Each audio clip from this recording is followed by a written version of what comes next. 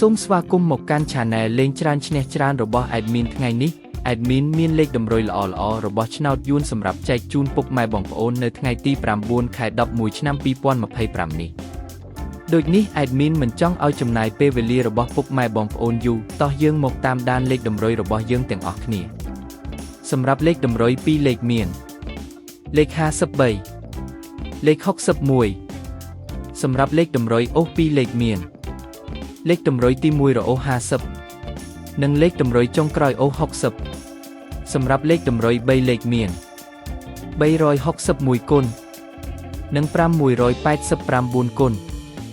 សម្រាប់លេខតម្រុយថ្ងៃនេះ Admin សូមជូនពរឲ្យពុកម៉ែបងប្អូនជួបតែសំណាងល្អទាំងអស់គ្នាហេងមានលាភមានជ័យជាចុងក្រោយសូមកុំភ្លេចជួយចុច Subscribe និង Comment ហើយដាក់សញ្ញារូបកណ្ដឹងដើម្បីជួយផ្ដល់កម្លាំងចិត្តមកកាន់ Admin ជាពិសេសងាយស្រួលតាមដានវីដេអូថ្មីនិងលេខតម្រុយល្អៗជាប្រចាំថ្ងៃជាមួយ Admin សូមគោរពលាពុកម៉ែបងប្អូនពីខ្ញុំបាទលេងច្រើនឈ្នះច្រើនសំណាងល្អទាំងអស់គ្នាសូមអរគុណ